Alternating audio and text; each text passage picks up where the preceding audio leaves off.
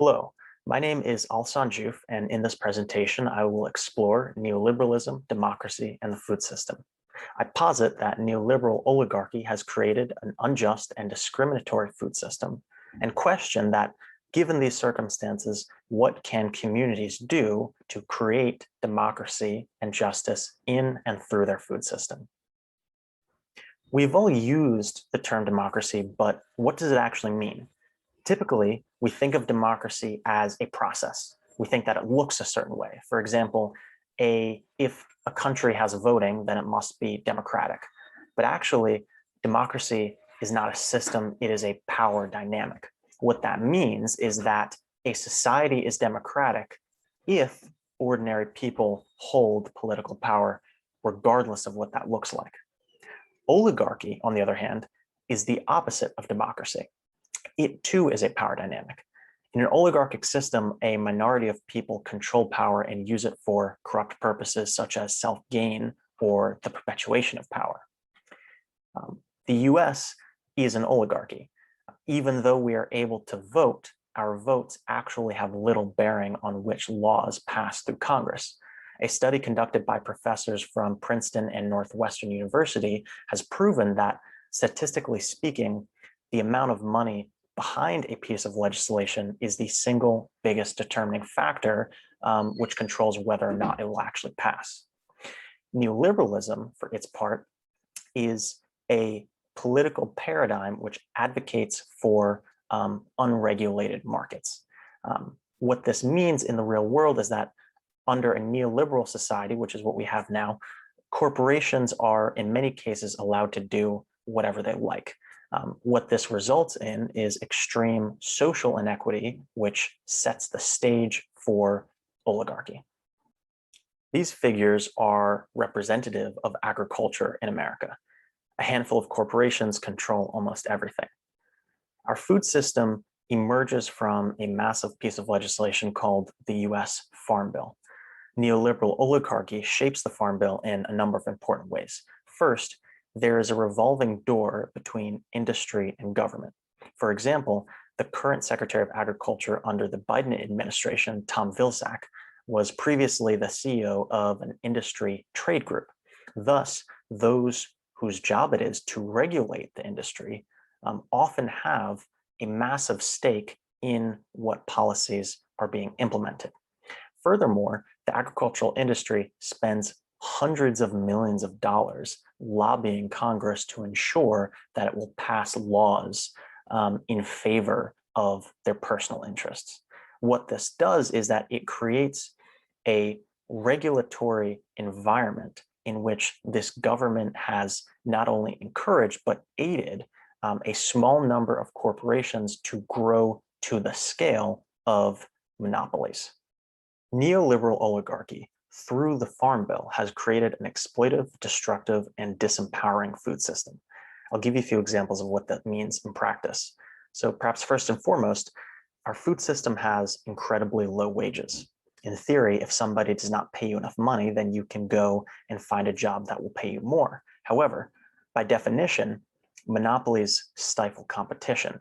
Thus, food system companies are able to pay their workers poverty-level wages because the employees don't have any other options. Food system jobs are also incredibly dangerous.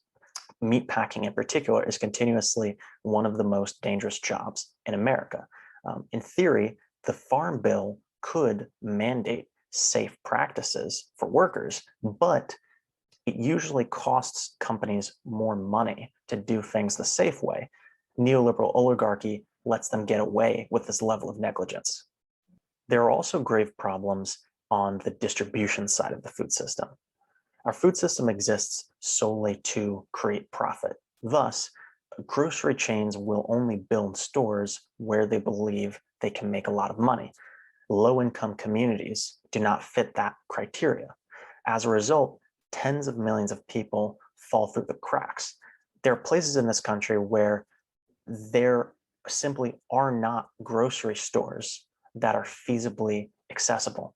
As a result, people are left with corner stores, gas stations, and bodegas, establishments which typically do not have the capacity to carry fresh produce. People are then only left with highly processed foods, which poison us by causing diabetes, heart disease, and other serious health conditions. Furthermore, we do not typically associate violence with the food system, but in fact, the food system is incredibly violent. Um, Agribusiness companies prey on undocumented workers.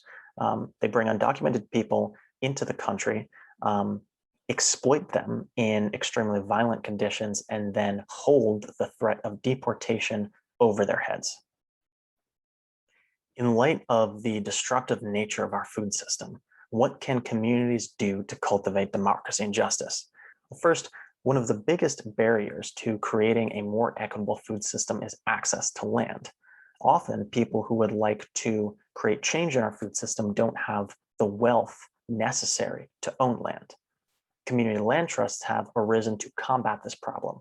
They are associations through which people organize to leverage their resources collectively to buy land together and then own it communally. This allows ordinary people to become farmers and start food system initiatives when they otherwise would not be able to. Community gardens are an extremely powerful tool for creating food systems change. First, food is power. If you don't have food, you can't resist anything.